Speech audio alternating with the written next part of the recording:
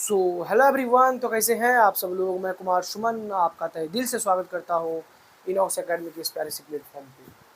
और जैसा कि आपको पता है, आज ये हमारा लेक्चर नंबर 2 है, चैप्टर नंबर 8 का, और जिसमें हम लोग बात करने वाले हैं सजीवों में गति। सजीवों में जो गति होती है वो कैसे होती है। और पिछले लेक्चर में हम लोगों ने ये जाना था कि संरचनात्मक इकाई जो होता है वो क्या होता है, सजीवों का संरचनात्मक इकाई क्या होता है, निर्जीवों का संरचनात्मक इकाई क्या होता है। तो मैं आपको एक बार पिछली क्लासेस के टॉपिक को रिवाइज करवा देता हूँ। सजीवों का जो संरचनात्मक इकाई होता है वो होता है कोशिका। कोशिका से ही मिलकर सजीव बनती है। और निर्जीव वस्तुओं का जो संरचनात्मक इकाई होता है वो होता है अणु, यानी कि जिसे मॉलिक्यूल कहते हैं। तो अणु से क्या होता है कि निर्जीव वस्तु बनता है। तो ये भैया क्या होते हैं, ये जो होते हैं ये सबसे छोटे होते हैं, यानी कि सबसे छोटे होते हैं मतलब सबसे छोटा इकाई होता है। यानी कि सजीव जिससे बनता है वो कोशिका सबसे छोटा इकाई है और संरचनात्मक इकाई है। और निर्जीव के लिए अणु सबसे छोटा इकाई है। अब हम लोगों ने उसमें बात किया था कि सजीवों में गति के संरचनात्मक इकाई के बाद सजीवों में गति कैसे होता है। तो सजीवों में गति जो होता है वो किसी एक अंग में भी हो सकता है, जैसे कि मैं आपको यहाँ पे दिखाऊं तो मेरे हाथ में गति हो रहा है, और पूरे शरीर में भी गति हो सकता है। तो जो हाथ में गति हो रहा है वो शरीर के किसी एक भाग का गति हो रहा है, लेकिन जब पूरे शरीर का गति हो रहा है, जैसे मैं यहाँ से यहाँ चल रहा हूँ, यहाँ से यहाँ चल रहा हूँ, जैसे कि कोई व्यक्ति एक स्थान से दूसरे स्थान पे जा रहा है, तो ऐसा तो नहीं है कि कोई किसी काम को करने के लिए व्यक्ति किसी एक स्थान से दूसरे स्थान पे जाएगा तो उसका सिर्फ हाथ पहुँचेगा, क्योंकि हाथ का ही काम था तो हाथ पहुँच गया। ऐसा तो नहीं, पूरा शरीर पहुँचता है मेरे दोस्त। तो जब पूरा शरीर जाता है एक स्थान से दूसरे स्थान पे तो उसी को क्या कहते हैं, उसी को हम लोग प्रचलन कहते हैं। प्रचलन मीन्स लोकोमोशन, उसको क्या कहते हैं, प्रचलन कहते हैं। प्रचलन मीन्स लोकोमोशन। तो आज हमारा जो टॉपिक है वो है सजीवों में गति अधिवृद्धि। सजीवों में वृद्धि क्या है। अब मेरे दोस्त ऐसा देखना कि जब हम लोग किसी भी चीज का पेड़ लगाते हैं तो क्या हम लोग पेड़ को ही डायरेक्ट लगा देते हैं। अब आम का हमें पेड़ लगाना है तो आम का पेड़ तो हम डायरेक्ट नहीं लगा सकते। उसके लिए क्या करना पड़ता है, उसके लिए पहले बीज जो होता है, बीज को जमीन के अंदर क्या करना पड़ता है, बोना पड़ता है। जैसे कि हम लोग कद्दू का लगाते हैं, कद्दू का जो लत बोलता है उसे लत बोलते हैं उसे, तो वो लगाते हैं। तो वो जब वो लगाते हैं तो कद्दू को तो नहीं उसमें डाल देते, कद्दू के बीज को डालते हैं। तो बीज क्या होता है, बीज धीरे धीरे अंकुरित होता है। बीज क्या होता है, धीरे धीरे अंकुरित होता है।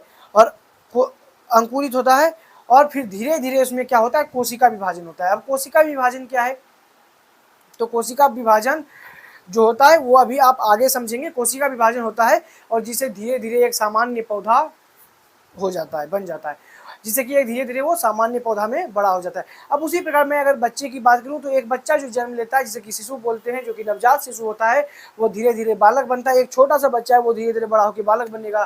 फिर बालक के बाद क्या होगा, बालक बनने के बाद वो धीरे धीरे फिर वयस्क बनेगा, और वयस्क से फिर क्या हो जाएगा, वो युवा, बालक से फिर क्या बनेगा, किशोर बनेगा, किशोर से फिर युवा बनेगा, और युवा से फिर धीरे धीरे क्या हो जाता है, वृद्ध हो जाता है। तो ऐसा क्यों हो रहा है, ऐसा क्यों हो रहा है कि एक बालक बड़ा हुआ, एक शिशु बड़ा हुआ, बालक बना, फिर बालक से बड़ा होकर थोड़ा बड़ा होता है तो उसे किशोर बोलने लगते हैं, फिर किशोर अवस्था बोलते हैं हम लोग। तो किशोर के बाद फिर बड़ा हुआ तो एक युवा बन गया, और अब युवा जो बड़ा होगा तो क्या बन जाएगा, वो भैया बूढ़ा बन जाएगा, यानी कि वृद्ध हो जाएगा। और कुछ दिन के बाद उसका कहानी धरती पर से खत्म हो जाएगा, यानी कि वृद्ध होके मर जाते हैं। तो ऐसा क्यों होता है, ऐसा इसलिए होता है कि इन सभी चीज़ों में कोशिका विभाजन होता है मेरे दोस्त। कोशिका विभाजन, फिर से कोशिका विभाजन आ गया। कोशिका विभाजन, कोशिका विभाजन क्या है कि जब एक कोशिका, मान लीजिए मेरे दोस्त ये इतना बड़ा है, ठीक है, एक व्यक्ति है या एक सेल है जिसमें कि मान लो ये कोई व्यक्ति है, ठीक है, पूरा व्यक्ति मैं नहीं बना रहा हूँ, ये अभी इतना छोटा है, इसका हाइट कितना है, इतना है, इतना है, ठीक है। तो इसमें 1 2 3 4 5 6 7 8 9, ठीक है, 9, तो 9 कोशिका है इसमें, तो ये इतना बड़ा है। अब ये इतना बड़ा बन गया, 1 2 3 4 5 6 7 8 9 10 11 12 13 14 15 16 17 18, 18 कोशिका बन गया इसमें, ठीक है। इसमें कितना कोशिका बन गया, 18 कोशिका बन गया। अब ये हाइट, तो क्या ये हाइट इससे बड़ा है कि नहीं, बड़ा तो है मेरे भाई, बड़ा तो है। तो यानी कि ये एक कोशिका है और ये जब डिवाइड करेगा तो छोटे छोटे दो कोशिका बनाएगा। छोटे छोटे मतलब मेरा कहने का मतलब ये है कि एक कोशिका जब आपस में डिवाइड करता है तो दो कोशिका बनता है, और फिर ये जब डिवाइड करेगा तो फिर ये दो कोशिका बनाएगा और फिर ये भी दो कोशिका बनाएगा। ठीक है, तो ये भी दो कोशिका बनाएगा, यानी कि एक से दो कोशिका, फिर दो से, फिर इससे दो बना, फिर इससे दो से चार बना। ठीक है, तो अब इसी को वृद्धि कहते हैं। यानी कि वृद्धि किसे कहते हैं हम लोग, जब कोई भी चीज में वृद्धि होती है, यानी कि वो अपने प्रारंभिक जो स्थिति था उससे वो धीरे धीरे बड़ा होने लगता है, तो उसी को हम लोग क्या कहते हैं, वृद्धि कहते हैं। जीवों अब सजीवों में वृद्धि कैसे होता है, तो सजीवों में वृद्धि जो होता है मेरे भाई वो कैसे होता है, कोशिका विभाजन के कारण होता है। सजीवों का शरीर जो होता है वो भोजन में जो जितने भी तत्व होते हैं, अब कौन कौन से तत्व होते हैं ये मैंने आपको चैप्टर नंबर 2 में कराया है।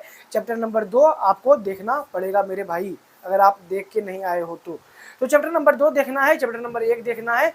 अब उसमें कौन कौन से तत्व रहते हैं, तो जो तत्व भोजन में हमारे पाए जाते हैं, भोजन में हमारे जो तत्व पाए जाते हैं उसको क्या करता है हमारा शरीर, अवशोषित करता है। हम तो खाना तो इसलिए ना खाते हैं ताकि जो भी तत्व भोजन में पाया जाए वो हमारा शरीर उसे अवशोषित करे और हमें ऊर्जा मिले। तो क्या होता है कि जब हमारा शरीर भोजन के तत्वों को अवशोषित करता है तो उससे हमारे कोशिका में जो जीव द्रव होता है, जीव द्रव कोशिका में होता है तो उसकी मात्रा धीरे धीरे बढ़ने लगती है। कोशिका में जो जीव द्रव होता है उसकी मात्रा धीरे धीरे बढ़ने लगती है, और जब उसकी मात्रा बढ़ जाती है तब यह कोशिका विभाजित हो जाता है। यानी कि विभाजित होना मतलब बढ़ जाना, यानी कि ये एक कोशिका है और हमने भोजन किया भोजन किया भोजन किया भोजन किया, तो भोजन जो है हमारा शरीर इसमें जो भी तत्व हैं वो हमारा शरीर क्या करता है, अवशोषित करता है। और ये कोशिका इतना बड़ा था तो अब धीरे धीरे क्या हो जाएगा, ये तत्व जब इसमें जाएंगे तो कोशिका धीरे धीरे क्या हो जाएगा मेरे भाई, बड़ा हो जाएगा। और जब इतना बड़ा हो जाएगा कि अब वो अपने आप को डिवाइड कर सकता है, अपने आप को विभाजित कर सकता है, तो फिर ये धीरे धीरे दो कोशिका बना लेगा, अपने आप को दो छोटे छोटे कोशिकाओं में बदल लेगा, जिसे कि डॉटर सेल कहते हैं। ठीक है, तो ये कोशिका अपने आप को विभाजित कर लेता है। अब मैं आपको एक बात और समझाऊं कि सजीवों का जो शरीर होता है उसमें जो वृद्धि होती है, सजीवों के शरीर में जो वृद्धि होती है वो कैसी वृद्धि होती है, आंतरिक वृद्धि होती है। आंतरिक वृद्धि मतलब शरीर के अंदर की वृद्धि होती है। ये कोई व्यक्ति है, चुन्नू मुन्नू प्यारे टुन्नू, ये कोई व्यक्ति है, कोई व्यक्ति है, ये इतना बड़ा है। ठीक है, और यही व्यक्ति जब कल पूरा खा लेता है तो ये इतना बड़ा हो जाता है। टुन्नू मुन्नू चुन्नू यही जो है ये इतना बड़ा हो जाता है मेरे दोस्त।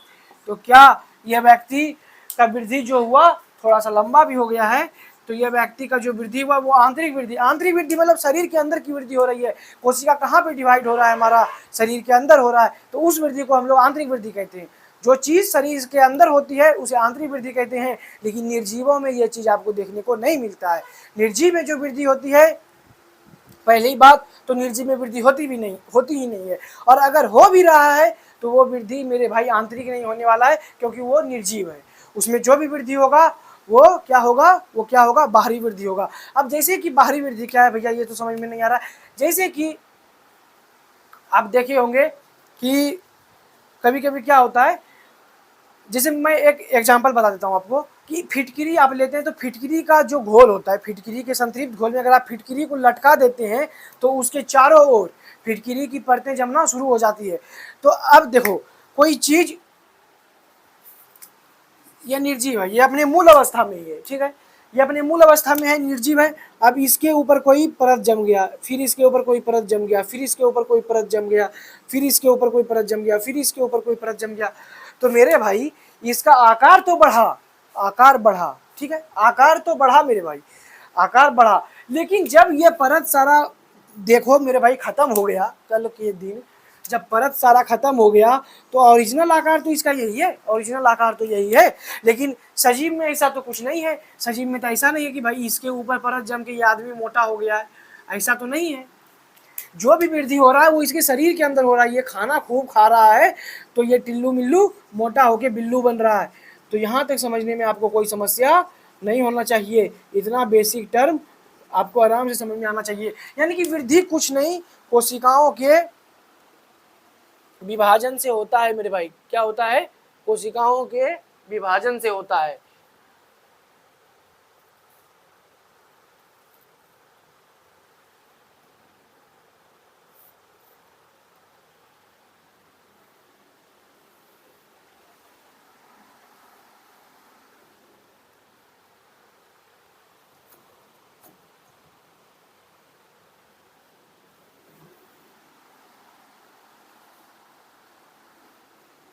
तो भाई ये लिखो आप मेरे साथ कि कोशिक, एक सेकंड रुक जाना, थोड़ा सा कुछ दिक्कत आ गया है।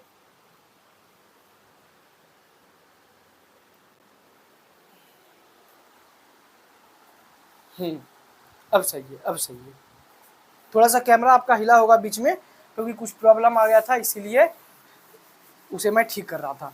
तो पहले एक पॉइंट को लिखिए। ये पॉइंट ये है। पॉइंट क्या है वो मैं भी आपको बताता हूँ। पहले इसे मिटा लेते हैं हम लोग।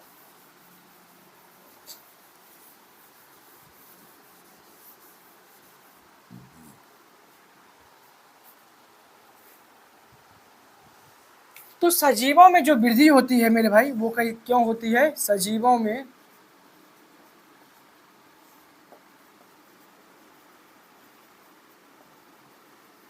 वृद्धि कोशिका विभाजन के कारण होता है। में वृद्धि कोशिका विभाजन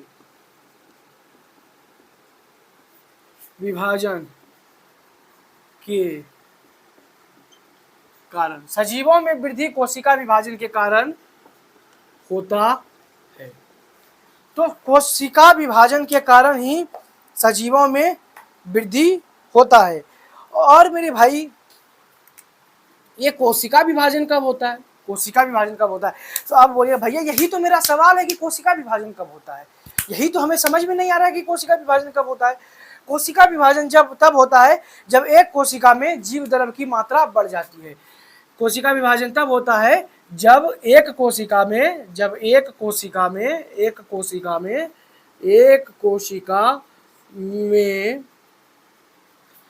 द्रव्य की मात्रा बढ़ जाती है। अब जीव द्रव्य क्या है? कोशिका के अंदर जो भी लिक्विड पाए जाते हैं उसी को जीव द्रव्य कहते हैं। जब एक कोशिका में जीव द्रव्य की मात्रा बढ़ जाती है, जीव द्रव्य की मात्रा बढ़ जाती है, जब एक कोशिका में जीव द्रव्य की मात्रा बढ़ जाती है तो क्या कहते हैं मेरे भाई कि ये कोशिका अब विभाजित होगा, यानी कि ये इस कोशिका का अब विभाजन होगा। अब एक बात और समझना कि ये जीव द्रव्य की मात्रा कब बढ़ती है, जीव द्रव्य का मात्रा कब बढ़ जाता है। तो अब तो फिर यही लग रहा होगा कि ये भी तो हमें नहीं पता कि जीव द्रव्य का मात्रा कब बढ़ता है। ये भी तो हमें जानना है ना कि जीव द्रव्य का मात्रा कब बढ़ता है। तो जीव द्रव्य का मात्रा तब बढ़ता है जब शरीर क्या करता है? भोजन के तत्वों को अवशोषित करता है। भोजन के तत्वों को अवशोषित करता है। जब भोजन के तत्वों को अवशोषित करता है तो कौन?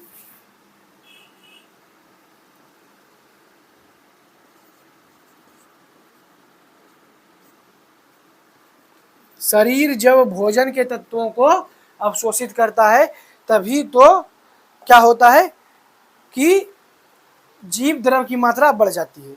अब एक पॉइंट और है आपका यहाँ पे, नए कोशिकाओं के विभाजन से नए कोशिकाओं के विभाजन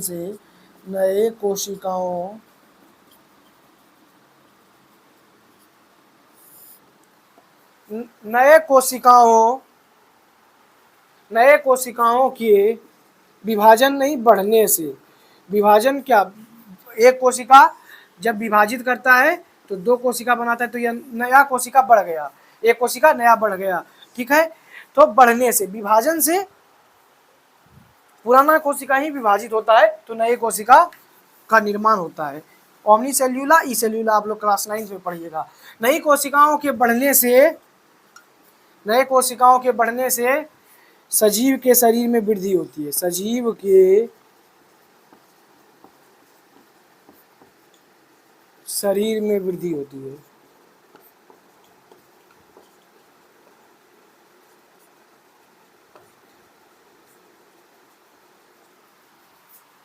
तो मेरे भाई नए कोशिकाओं के बढ़ने से थोड़ा सा टेढ़ा हो गया मुझे दिख रहा है।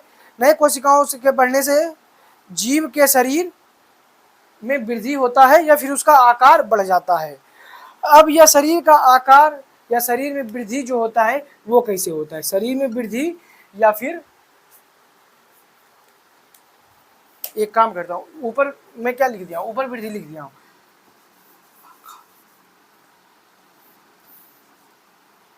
तो यहाँ पे मैं कर देता हूँ कि शरीर का जो आकार है वो बढ़ता है, शरीर का आकार बढ़ता है। शरीर का नए कोशिकाओं के बढ़ने से जीव के शरीर, इसे ना मैं पूरा सही ही कर देता हूँ, टेढ़ा भी हो गया ये। तो फिर से लिखो, नए कोशिकाओं के बढ़ने से, नई कोशिकाओं के बढ़ने से कोशिकाओं के बढ़ने से, नई कोशिकाओं के बढ़ने से जीव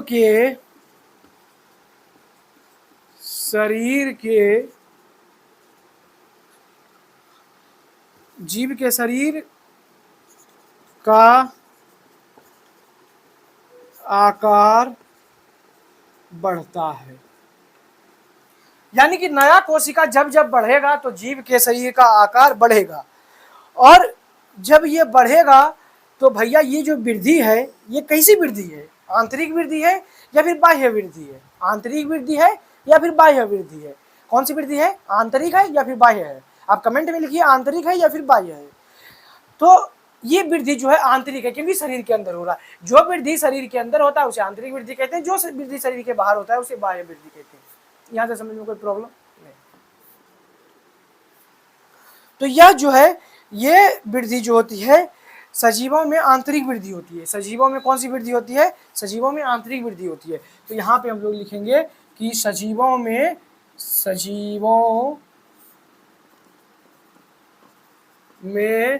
आंतरिक, सजीवों में आंतरिक वृद्धि, सजीवों में आंतरिक वृद्धि होती है।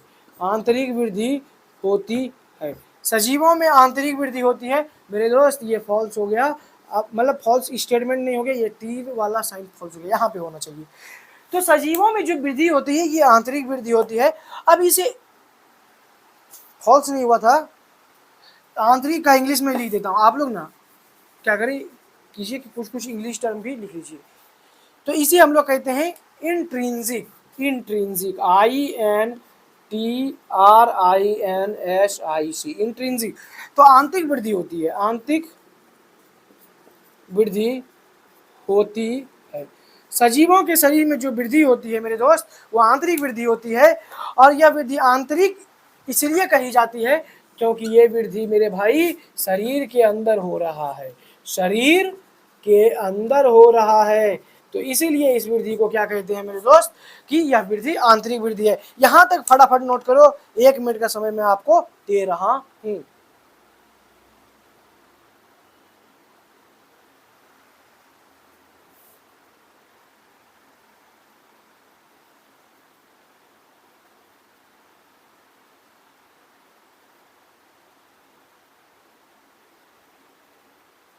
तो यहां तक आपका नोट हो जाना चाहिए। अब अगला टॉपिक जो है आपका वो क्या है? वो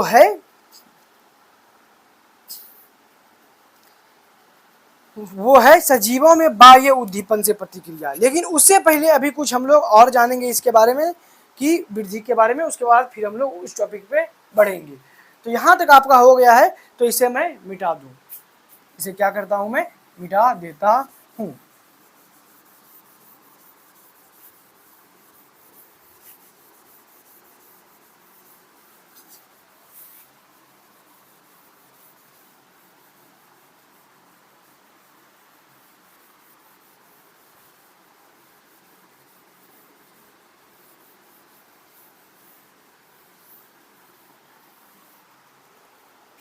अब मेरे भाई जैसे कि मैं एग्जांपल लूं आपके सामने कुछ, जैसे अब जैसे में क्या समझना है मेरे दोस्त, जैसे जैसे जैसे जैसे जैसे पहला एग्जांपल जो होगा आपका, वो बीज जो होता है,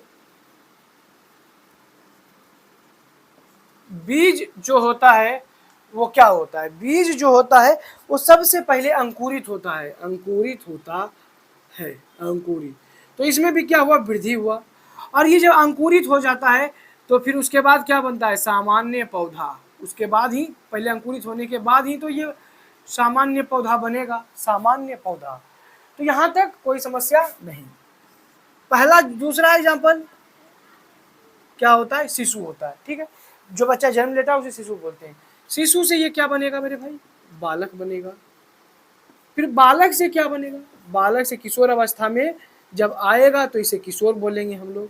किशोर के बाद क्या बोलेंगे, शिशु, बालक, किशोर। किशोर के बाद हम लोग इसे बोलेंगे कि अब ये क्या हो गया, युवा हो गया, युवा, ठीक है।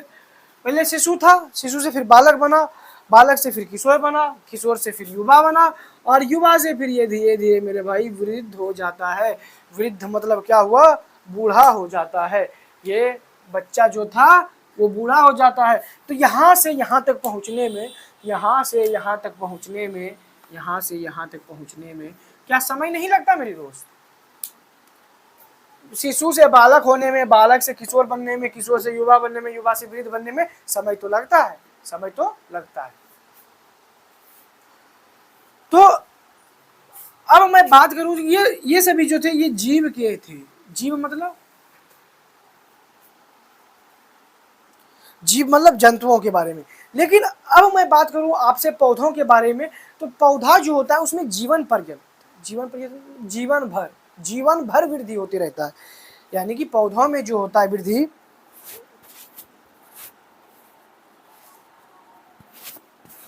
वो उसके पूरे जीवन काल, जीवन काल भर वृद्धि होते रहता है। लेकिन हम जीवों में, जीवों में क्या होता है कि जीवों में ऐसा नहीं देखने को मिलता। जीवों में जो वृद्धि होता है वो एक निश्चित आयु तक, एक निश्चित समय सीमा तक ही वृद्धि होता है। उसके बाद फिर उसकी वृद्धि रुक जाती है, उसके बाद फिर उसकी वृद्धि क्या होती है, रुक जाती है। और लेकिन पौधों में हमेशा आपको वृद्धि देखने को मिलेगा। तो इस पॉइंट को भी लिखिए कि पौधों में,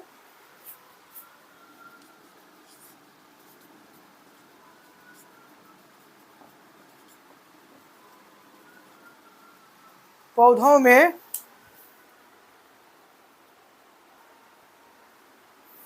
पौधों में वृद्धि, वृद्धि जीवन पर्यंत, जीवन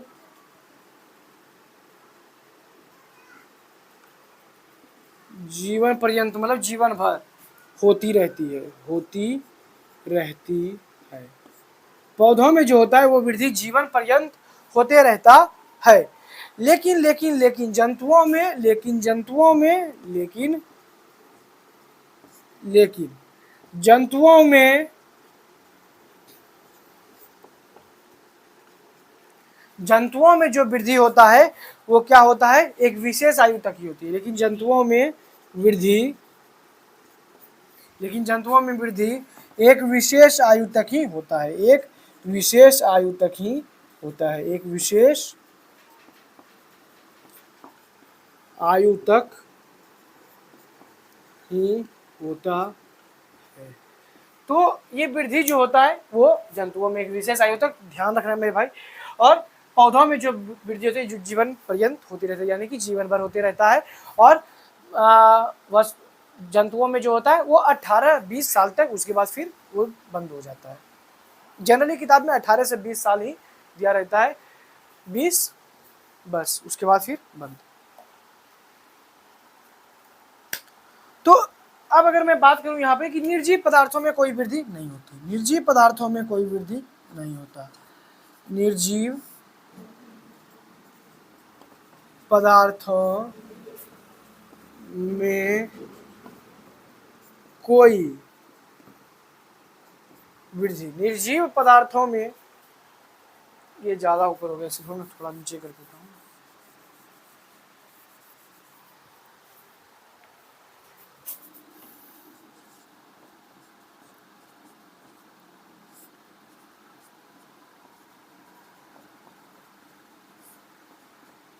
निर्जीव पदार्थों में कोई वृद्धि। निर्जीव पदार्थों, ये टेढ़ा क्यों हो रहा है भाई?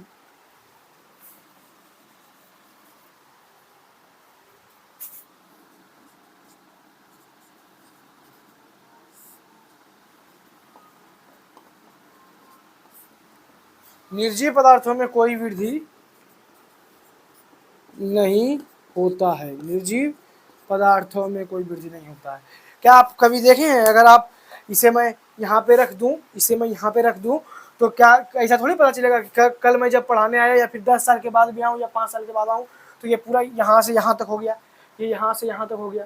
ऐसा तो नहीं इसका हाइट बढ़ के कुछ बड़ा हो गया, नहीं। ये तो ऐसा एक और ड्रेस है मेरे पास, वो तो लगभग 3-4 साल से मेरे पास पड़ा हुआ, इतना ही है। लेकिन मैं एक पौधे को रख के जाऊं यहाँ पे, एक पौधे को रख के जाऊं यहाँ पे, और जब 15 दिन, 20 दिन, 25 दिन, 1 महीना, 1 साल के बाद आऊं, तो वो उसका जो हो चुका होगा हाइट, वो यहाँ से यहाँ तक हो सकता है में भी पहुँच जाए, वो यहाँ से यहाँ पहुँच जाए, क्योंकि वो सजीव है। और सजीव का एक प्रॉपर्टी है, एक गुण है, उसमें एक गुण ये भी है कि सजीवों में वृद्धि होती है। सजीवों में वृद्धि होती है, सजीवों में वृद्धि देखने को मिल जाता है। तो पहला बात तो इसमें वृद्धि नहीं होता। अगर वृद्धि होता भी है, अगर वृद्धि होता भी है, अगर वृद्धि होता भी है, तो यह बाहरी वृद्धि होती है। अगर वृद्धि होता भी है, अगर वृद्धि होता भी है, अगर वृद्धि होता भी है, अगर वृद्धि होती होता भी है, होता भी है, तो यह, अगर वृद्धि होता भी है तो यह बाहरी वृद्धि, बाहरी मतलब, बाहरी मतलब एक्सट्रिंसिक, एक्सट्रिंसिक मतलब बाहर से वृद्धि हो रहा है। जैसे कि अभी मैंने आपको समझाया कि कोई पत्थर है, अगर वो बड़ा हो गया है तो उसका मतलब उसके ऊपर कुछ कुछ परत जम गए हैं, धूल कण के कुछ परत जम गए हैं, उसमें कोई वृद्धि नहीं हुआ। अगर वो धूल कण को हटा दिया जाए तो उसका जो ओरिजिनल आकार है वो आपको मिल जाएगा। तो यह वृद्धि जो होता है वो क्या होता है, यह वृद्धि अगर होता भी है तो बाहरी वृद्धि होता है, तो यह होता भी है तो यह बाहरी, यानी कि एक्सट्रिंसिक, EXTRINSIC, एक्सट्रिंसिक। अगर वृद्धि होता भी है तो यह बाहरी वृद्धि होता है, बाहरी वृद्धि, बाहरी वृद्धि होता है। अगर वृद्धि होता भी है तो यह वृद्धि कैसा होता है, बाहरी वृद्धि होता है। जैसे कि जैसे जैसे जैसे जैसे जैसे जैसे पहला एग्जाम्पल जो है आपका, पहला एग्जाम्पल जो है आपका तूतिया के रवे में, तूतिया के रवे में, तूतिया के रवे में। दूसरा एग्जाम्पल जो है आपका वो फिटकरी के रवे में, फिटकरी के रवे में। ये सब मैं अभी पीछे आपको समझा चुका हूँ। फिटकरी के रवे यानी कि एलम क्रिस्टल इसको बोलते हैं, एलम और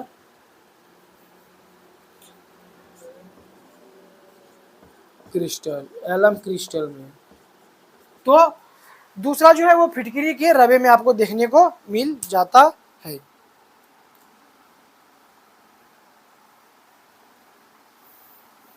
तो ऐसा इसलिए होता है कि फिटकरी का जैसे मान लीजिए रवा है, आप इसके इसे इसे संतृप्त घोल में इसे डुबाते हैं तो वो जो घोल है वो फिटकरी के ऊपर धीरे धीरे परत बाय परत जमा होना शुरू हो जाता है। तो वो क्या होता है, वो वृद्धि होने लगता है फिटकरी में, फिटकरी में वृद्धि होने लगता है। तो वो बाहर से हो रहा है, वो उसके अंदर में चेंज कुछ नहीं आ रहा, वो उसके बाहर जो परत है जमा हो रहा है, तो ये वृद्धि बाहरी हो गई। जो वृद्धि बाहर से होती है उसे बाहरी बोलते हैं वृद्धि, और जो शरीर के अंदर हो उसे आंतरिक वृद्धि बोलते हैं। और शरीर के अंदर सिर्फ वृद्धि सजीवों में ही देखने को मिलती है, और निर्जीव में ये गुण देखने को नहीं मिलता है, यानी कि वृद्धि होता ही नहीं है। और अगर हो भी रहा है तो कैसा हो रहा है मेरे दोस्त, बाहरी। यहां तक नोट कीजिए आप।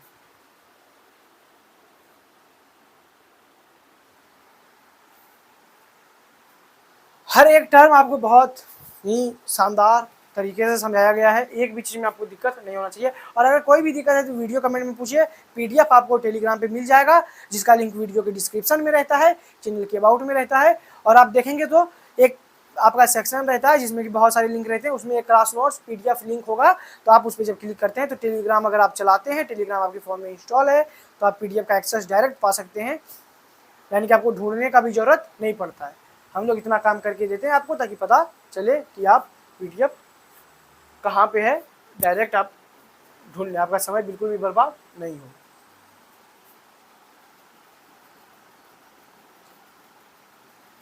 तो इसमें याद रखना भाई, इसमें वृद्धि जो हो रहा है वो कैसे हो रहा है, इसमें संतृप्त घोल में जब इसे हम लटका देते हैं तो घोल जो होता है वो फिटकरी के चारों ओर धीरे धीरे जमा होने लगता है, तो ये वृद्धि धीरे धीरे भारी होने लगती है।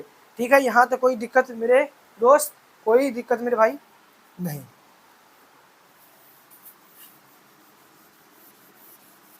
तो चलिए अब मैं इसे मिटाता हूँ।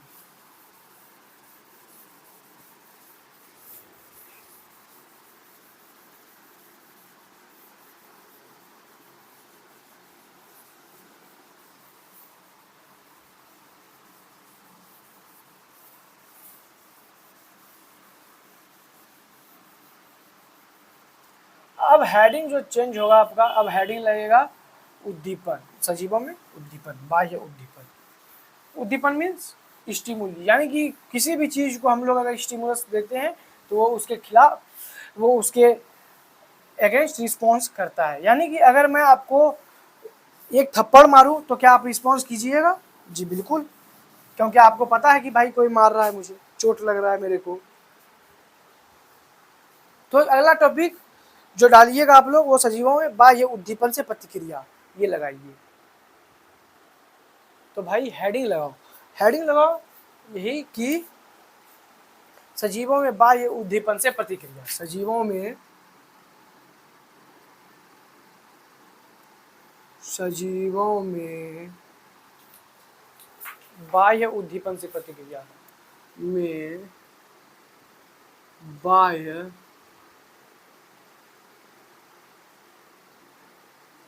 उद्दीपन से, सजीवों में बाह्य उद्दीपन से प्रतिक्रिया, सजीवों में बाह्य उद्दीपन से प्रतिक्रिया। अब समझना कि सजीव जो होते हैं वो बाह्य उद्दीपन के प्रति क्या करते हैं, रिस्पॉन्स करते हैं। रिस्पॉन्स करते हैं मीन्स वो रिस्पॉन्स करते हैं, मतलब आप उसे एक्सटर्नल स्टिमुली देते हैं, यानी कि जैसे हम लोग सजीव हैं, क्या है, हम लोग सजीव हैं, तो हम लोग एक्सटर्नल स्टिमुली के प्रति रिस्पॉन्स करते हैं। अब जैसे सभी सजीव एक एक्सटर्नल स्टिमुली के प्रति रिस्पॉन्स करता है। जैसे कि अब मैं बात करूं तो ताप क्या है, प्रकाश, ताप, प्रकाश, दाब, ध्वनि, स्पर्श, अम्ल, क्षार और विद्युत के संपर्क में आना, हम लोग क्या करते हैं, इसे क्या बोलते हैं कि बाह्य उद्दीपन। ऐसे बहुत सारे बाह्य उद्दीपन है। अगर आपका हाथ बिजली के करंट में सड़ जाता है, विद्युत में सड़ जाता है, तो आपका हाथ ऐसे हो जाता है, हाथ ऐसे हो जाता है, तो उसमें क्या होता है, वो एक बाह्य उद्दीपन है, वह एक हम लोग उसके वो स्टिमुली है, एक्सटर्नल स्टिमुली है, जिसके प्रति हम लोगों ने रिस्पॉन्स किया। अब क्या है कि अगर हमारे सामने हम कहीं रास्ते में जा रहे हैं और अचानक किसी मरे हुए जानवर की दुर्गंध हमारे पास आ जाती है, तो हम अपने नाक को बंद करके चलते हैं। तो ये एक क्या है, वो एक्सटर्नल स्टिमुली है, जो आपको दुर्गंध आया वो एक्सटर्नल स्टिमुली है, और आपने रिस्पॉन्स क्या किया उसके प्रति, नाक को बंद करके।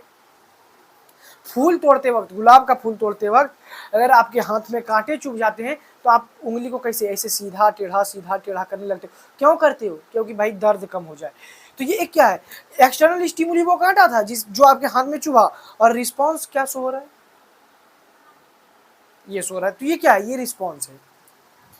फूल तोड़ते समय जब कांटा चुभता है तो ये एक्सटर्नल स्टिमुली, हम लोग उंगली को मोड़ने और खोलने लगते हैं। अब सूर्य को देखेंगे हम लोग, सूर्य को देखते हैं या फिर किसी ज़्यादा लाइट वाले बल्ब को देखते हैं तो आप नहीं देख पाते हैं, आंख बंद होने लगता है धीरे धीरे। तो वो क्या है, वो एक्सटर्नल स्टिमुली से। यहाँ पे बहुत सारी लाइटें लगी हुई है, तो अगर मैं देखना चाहूँ एक को, तो क्या हो रहा है कि ये इसमें बहुत ज़्यादा लाइट नहीं है, लेकिन फिर भी इतना लाइट है कि आँखें जो है धीरे धीरे वो हल्का हल्का बंद होने लग जाता है। कर्कश आवाज़, जैसे कि मैं बात करूँ ट्रेन का आवाज़ अगर आपको आ जाए कानों में, तो क्या कर, मतलब एक्सटर्नल स्टिमुली के प्रति हम लोग रिस्पॉन्स करते हैं, हर सजीव एक्सटर्नल स्टिमुली के प्रति रिस्पॉन्स करता है, हर सजीव जो है वो एक्सटर्नल स्टिमुली के प्रति रिस्पॉन्स करता है। तो यहाँ पे हम लोग लिखेंगे कि सजीवों में बाह्य उद्दीपन के प्रति प्रतिक्रिया करते हैं, सजीव जो होते हैं वो बाह्य उद्दीपन के प्रति प्रतिक्रिया करते हैं।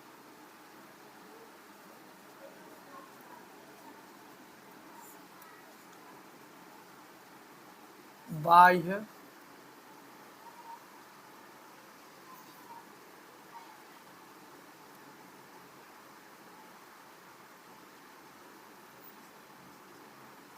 सजीव जो होता है वो बाह्य उद्दीपन, यानी कि इसे बोलते हैं एक्सटर्नल, बाह्य का इंग्लिश एक्सटर्नल, और उद्दीपन मतलब स्टिमुली, स्टिमुली।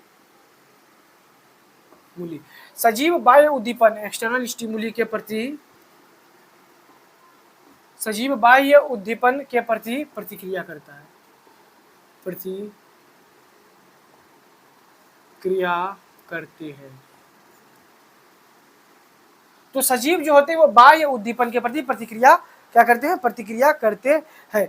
अब कुछ उद्दीपन एक्सटर्नल स्टिमुली हैं जैसे कि ताप, प्रकाश। ताप कैसे, आप अगर हाथ को अपना क्या करो, आग के पास लेके जाओ, आप अपने हाथ को आग के पास लेके जाओ, तो वहां पे जब आपको गर्म महसूस होता है तो हाथ को फट से खींच लेते हैं, हाथ को फट से, या कोई गर्म ऑब्जेक्ट जो हमारे हाथ में सट जाता है तो कैसे ऐसे, क्यों, क्योंकि भाई हमें महसूस हो रहा है कि ये गर्म है, हमारे हाथ को हटाना चाहिए, नहीं तो ये हमारा हाथ क्या कर देगा, जला देगा। तो ताप, प्रकाश, दाब, ताप, प्रकाश, दाब, दाब, ध्वनि, स्पर्श, ध्वनि जैसे कि ट्रेन की ध्वनि, ध्वनि, स्पर्श जब कोई हमें छूता है, स्पर्श, ध्वनि, स्पर्श, अम्ल, क्षार, स्पर्श, अम्ल मतलब एसिड, और क्षार मीन्स बेस।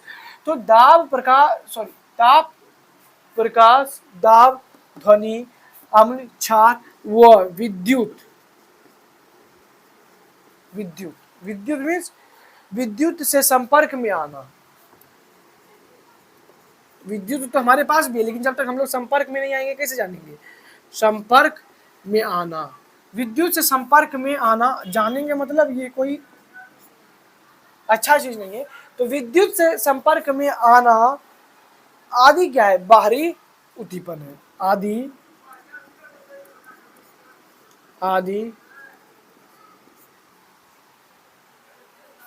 आदि क्या है, बाहरी उद्दीपन है, बाहरी उद्दीपन में एक्सटर्नल स्टिमुली,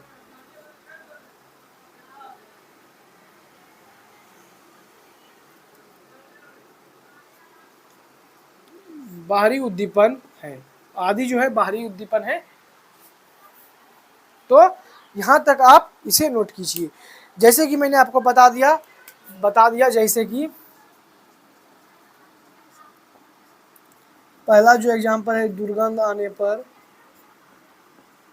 दुर्गंध आने पर हम लोग क्या करते हैं, नाक को बंद करते हैं।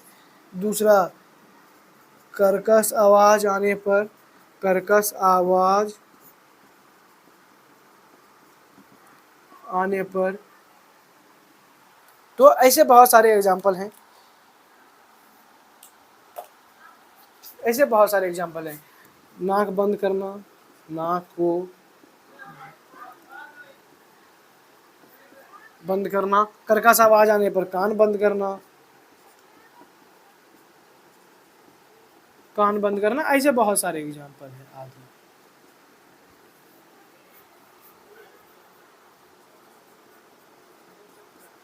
आदि ऐसे बहुत सारे एग्जाम्पल हैं मेरे दोस्त।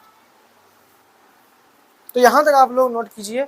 अब एक बात और मैं आपको बता दूं कि स्टिमुलस, एक्सटर्नल स्टिमुली के प्रति सिर्फ जीव ही रिस्पॉन्स नहीं करते, एक्सटर्नल स्टिमुली के प्रति सिर्फ जीव ही रिस्पॉन्स नहीं करते, पौधे भी रिस्पॉन्स करते हैं। कुछ कुछ पौधे ऐसे होते हैं जो कि एक्सटर्नल स्टिमुली के प्रति रिस्पॉन्स करते हैं, आपको तुरंत दिखते हैं, वो जैसे ही आप उसे टच करते हैं, स्पर्श करते हैं, वो अपना एक्सटर्नल स्टिमुली के प्रति रिस्पॉन्स दिखा देते हैं।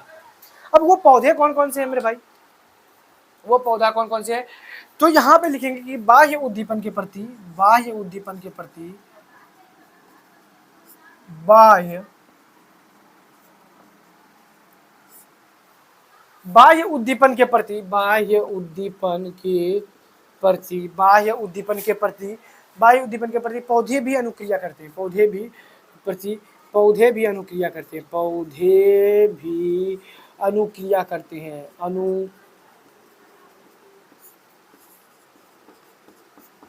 अनुक्रिया करते हैं। तो बाह्य उद्दीपन के प्रति क्या करते हैं, पौधे भी अनुक्रिया करते हैं। और जैसे कि जैसे जैसे जैसे जैसे मेरे दोस्त, जैसे मेरे दोस्त छुई मुई, छुई मुई।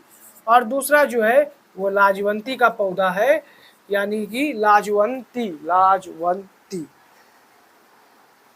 तो इसे जब बोलते हैं वो मीमोसा बोलते हैं इंग्लिश में, मीमोसा, मीमोसा। छुई मुई को मीमोसा बोलते हैं और लाजवंती को बोलते हैं sensitive wood sorrel, sensitive, SEN, sensitive wood, WOOD SORREL, sorrel, sensitive wood sorrel.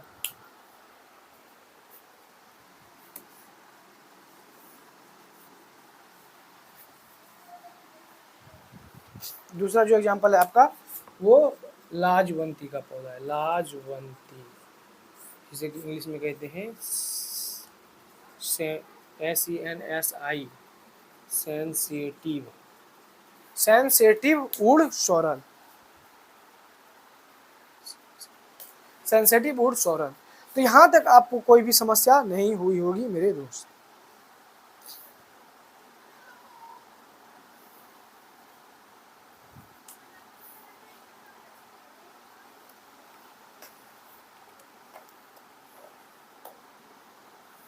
तो यहाँ तक आप इसे नोट कीजिए, नोट कीजिए फटाफट।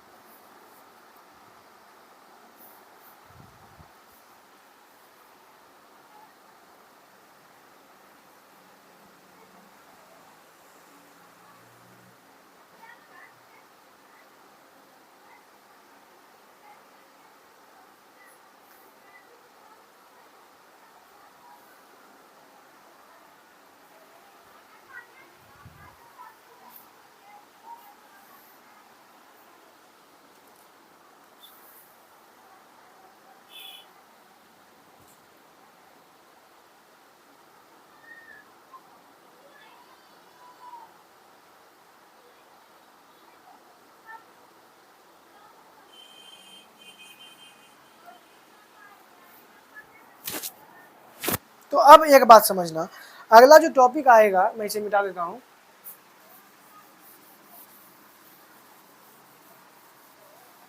वो होने वाला है सजीवों में पोषण, सजीवों में पोषण।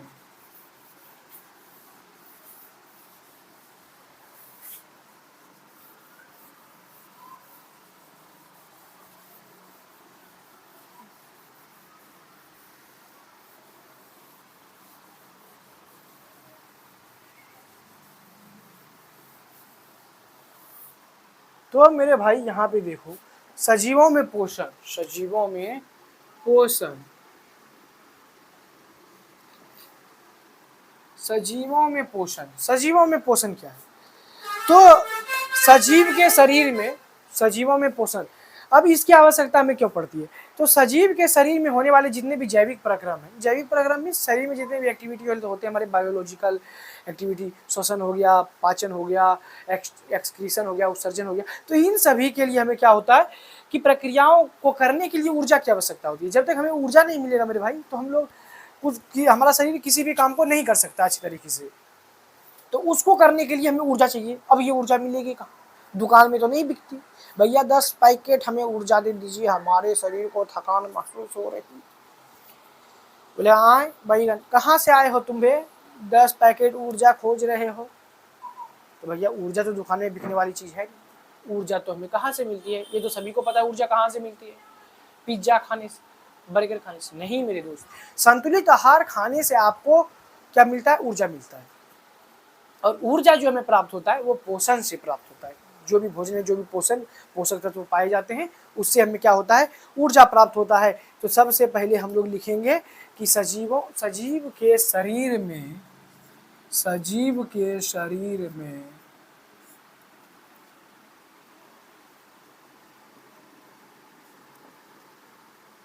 सजीव के शरीर में होने वाले जैविक प्रक्रमों के में होने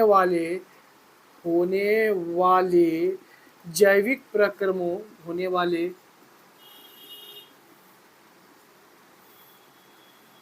जैविक प्रक्रमों के लिए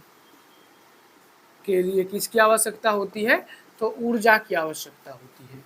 किसकी? ऊर्जा की। किसकी? ऊर्जा की। भैया किसकी आवश्यकता होती है? अरे यार क्या हो गया, ऊर्जा की आवश्यकता होती है।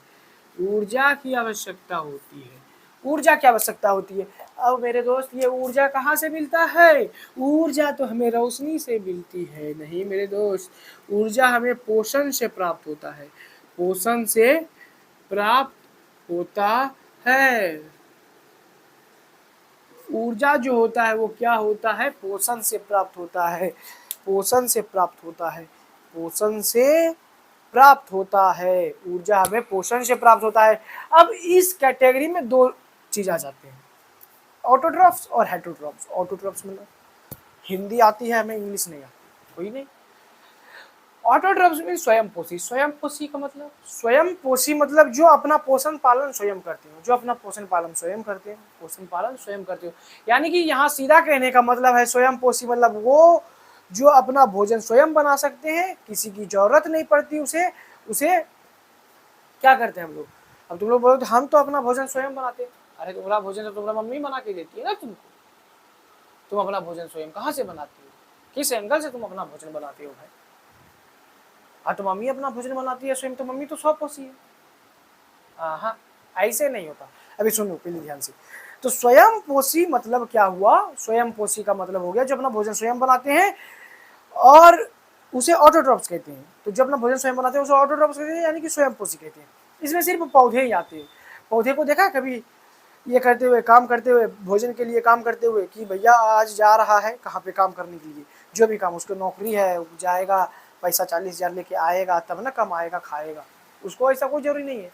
लेकिन हम लोग में क्या है, हम लोग परपोषी हैं। परपोषी मतलब बोलो अपना भोजन खुद नहीं बनाते हैं भैया, मम्मी तो बनाती है अपना भोजन, हम कैसे नहीं बनाते? अरे बकलो, यहाँ पे समझो कि भोजन जो तुम बना रहे हो वो कहाँ से आ रहा है? पौधे से तो आ रहा है। तो तुम अपना भोजन कैसे बना लोगे भाई? पौधे से जब आ रहा है तो पौधे पौधे दे रहे हैं वो भोजन हमें। पौधे को किसी चीज़ की जरूरत नहीं है, वो अपना भोजन कहाँ से बनाता है? सूर्य की रोशनी, मिट्टी, क्लोरोफिल, इस ऑक्सीजन, कार्बन डाइऑक्साइड, इसी सब से तो अपना भोजन वो बनाता है। तुम्हें अगर दे दिया जाए ये सूर्य का प्रकाश, मिट्टी भी, पानी भी है, मिट्टी भी है, बना लो अपना भोजन। नहीं, हमसे तो नहीं होगा। तो नहीं होगा तो तुम परपोषी हो। जनरली इस बात को समझना ध्यान से, मजाक मजाक में मैंने बहुत अच्छी चीज़ समझा दी कि जनरली इस बात को समझना, हमें जब अपना भोजन चाहिए तो वो कहाँ से आता है? पौधों से आता है। दाल हो जाए, सब्जी हो जाए, चावल हो जाए, कुछ भी हो जाए, गेहूँ हो जाए, वो हमें पौधे से मिलता है। दूध, दही, मांस, मछली, अंडे की मैं बात करूँ तो वो हमें जानवर से मिलता है। सब चीज़ तो हमें दूसरे से मिल रहा है, हमने क्या बनाया? कुछ नहीं। तो हम क्या है, हम भैया तो परपोषी हो गए, यानी कि दूसरे पर निर्भर है। तो यहाँ पे लिखेंगे जो अपना भोजन स्वयं तैयार करते हैं, जो अपना भोजन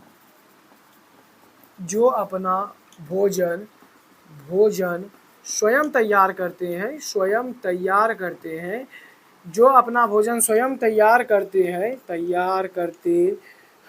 जो अपना भोजन स्वयं तैयार करते हैं, उन्हें हम लोग स्वपोषी कहते हैं। उन्हें क्या कहते हैं मेरे दोस्त? स्वपोषी। इसका इंग्लिश याद रखना, इसे बोलते हैं इंग्लिश में ऑटो। ऑटो मीन्स स्वयं, TROPHS, ऑटोट्रॉफ्स मतलब स्वयं पोषी। उसे क्या कहते हैं? उसे हम लोग स्वयं पोषी कहते हैं, स्वयं पोषी कहते हैं। अब जैसे मेरे दोस्त, जैसे जैसे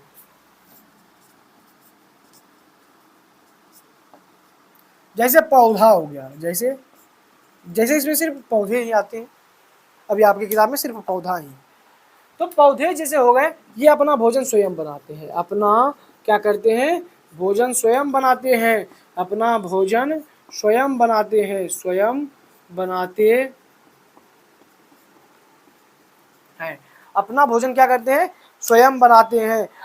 और किसकी मदद से ये अपना भोजन स्वयं बनाते हैं, किसकी मदद से, किसकी मदद से अपना भोजन, अपना भोजन जो बनाते हैं वो तो ठीक है, लेकिन किसकी मदद से, तो भैया सूर्य का प्रकाश, सूर्य का प्रकाश प्लस क्लोरोफिल, जिसके वजह से पत्तियां हरी दिखती हैं, सूर्य का प्रकाश, क्लोरोफिल, सूर्य का प्रकाश, क्लोरोफिल और कार्बन डाइऑक्साइड और प्लस जल की सहायता से, plus carbon dioxide, carbon die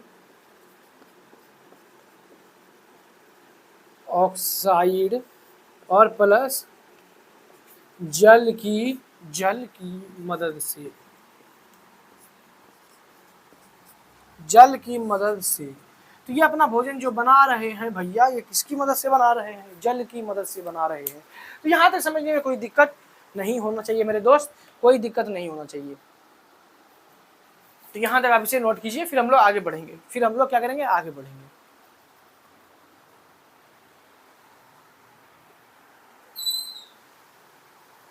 फिर हम लोग क्या करेंगे मेरे दोस्त, आगे बढ़ेंगे, और आगे बढ़ेंगे तो अभी हम लोग बात करेंगे हेटरोट्रॉप्स की, ऑटोट्रॉप्स के बाद हेटरोट्रॉप्स। एक बात बता देना चाहता हूँ, मैं मजाक मजाक में भी बहुत सारे कॉन्सेप्ट समझा देता हूँ, और मजाक में समझाता हूँ इसलिए ताकि तुम्हें लंबे समय तक दिमाग में घूमता रहे।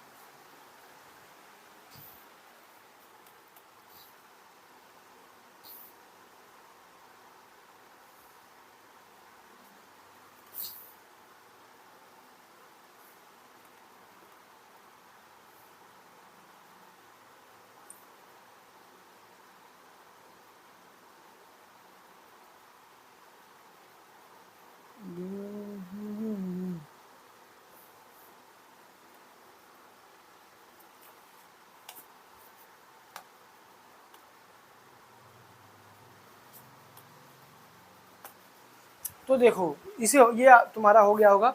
अभी हम लोग बात करते हैं, जो अपना भोजन स्वयं तैयार करते हैं उसे क्या कहते हैं, उसे स्वपोषी कहते हैं। तो यहाँ पे अब जो अपना भोजन स्वयं तैयार नहीं करते और जो दूसरों पे निर्भर रहते हैं उसे क्या कहते हैं, उसे परपोषी कहते हैं। परपोषी, परपोषी मतलब जो, ऐसे भी समझ में आ रहा होगा मेरे दोस्त, परपोषी, परपोषी मतलब कोई और उसका पोषण कर रहा है।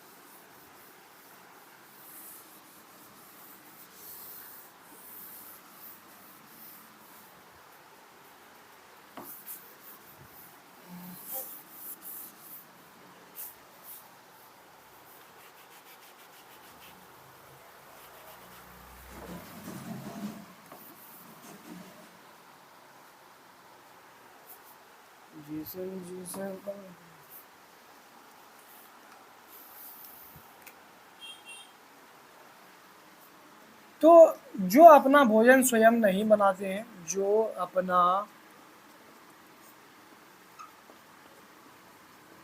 भोजन स्वयं नहीं बनाते हैं, स्वयं नहीं बनाते हैं, जो अपना भोजन स्वयं नहीं बनाते हैं तथा दूसरे पर निर्भर रहते हैं, तथा भोजन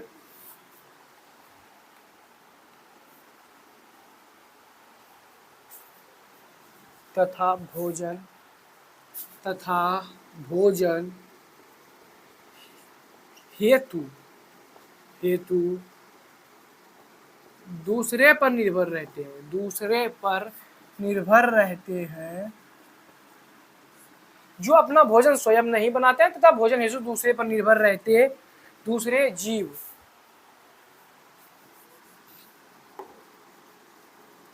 दूसरे जीव में क्या आ जाता है, दूसरे जीव मतलब पौधा भी आ जाता है इसमें और जंतु भी आ जाता है, पौधा, पौधे प्लस जंतु, दूसरे जीव पर निर्भर रहते हैं,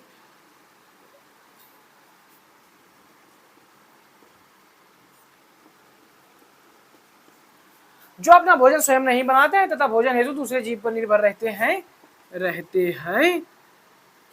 उन्हें क्या कहते हैं? उन्हें परपोषी।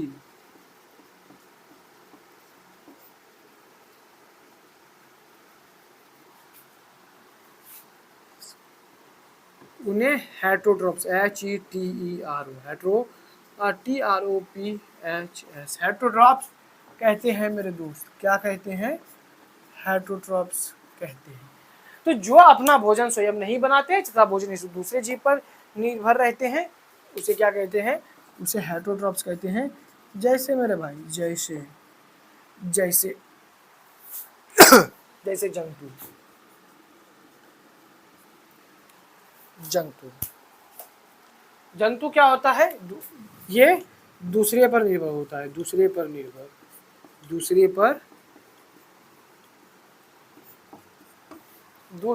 होता है मेरे भाई। तो यहां तक नोट करो।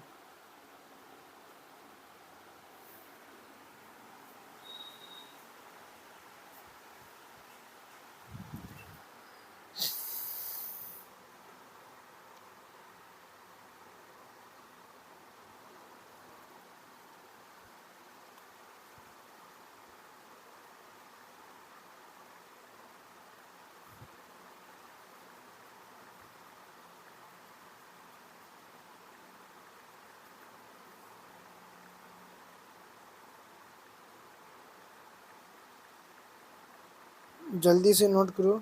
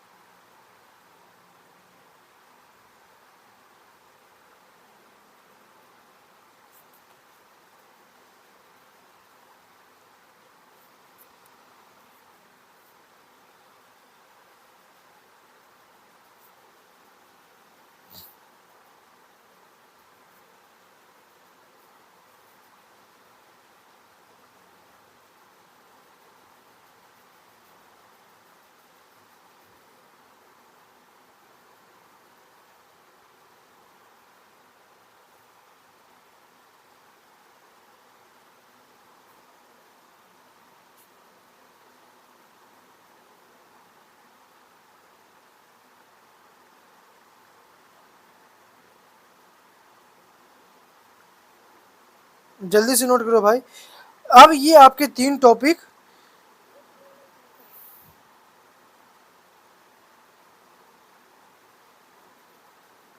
कंप्लीट हो चुके हैं मेरी तरफ से। अब 3 टॉपिक आपका जो बचता है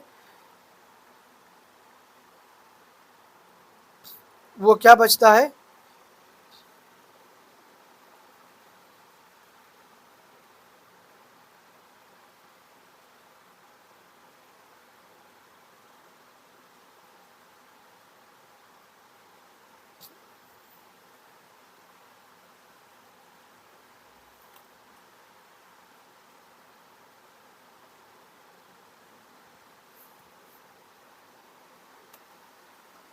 तो अब मेरे तरफ से जो आपके ये 3 टॉपिक खत्म हो जाते हैं। वो आज जो टॉपिक मैंने आपको पढ़ाया वो क्या क्या है? वो है सजीवों में वृद्धि, बाह्य उद्दीपन के प्रति प्रतिक्रिया और सजीवों में पोषण। अब 3 टॉपिक आपका बचता है वो है सजीवों में श्वसन। मैंने कहा था कि दूसरे लेक्चर में आपका चैप्टर खत्म हो जाएगा, लेकिन मैथ पढ़ाने के लिए मैंने मैथ जब पढ़ाया तो सोच रहा हूँ कि इस लेक्चर को धीरे धीरे दूँ। एक और लेक्चर और लगेंगे मेरे भाई, ज़्यादा मिनट का नहीं होगा, 30 से 35 मिनट का होगा, उसमें खत्म हो जाएगा। तो मैं इसलिए ये सोच रहा था कि आपको जैसे कि पता है आपका मैथ का लेक्चर भी चालू हो चुका है, तो आप मैथ भी हमारे साथ देख सकते हैं और अपने दोस्तों के साथ, अपने रिलेटिव्स के साथ बता सकते हैं, वीडियो को शेयर कर सकते हैं। कोई दिक्कत आती है तो कमेंट कर सकते हैं, पीडीएफ आपको टेलीग्राम पे मिल जाएगा। 3 टॉपिक आपका जो बचता है वो सजीवों में श्वसन, उत्सर्जन, सजीवों में जनन और भाई साहब एक बच जाता है सजीवों का जीवन चक्र। जीवन चक्र क्या है? आदमी आता है और चला जाता है, उस बीच को ही जीवन चक्र कहते हैं। वो जैसे जीता है उसी को जीवन चक्र कहते हैं। वो जिन जिन अवस्थाओं से होकर गुजरता है उसी को जीवन चक्र कहते हैं। ये बहुत छोटा सा टॉपिक है, इसमें कुछ लिखना है नहीं। तो इसीलिए पढ़ाई करते करते बोर हो गए तो भाई सुन लो, तुम्हारे लिए ही है ये कि जहर में हूँ पर पी नहीं रहा, जहर में हूँ पर पी नहीं रहा, एक सेकंड रुक जाना भाई, किसी का कॉल आ रहा है।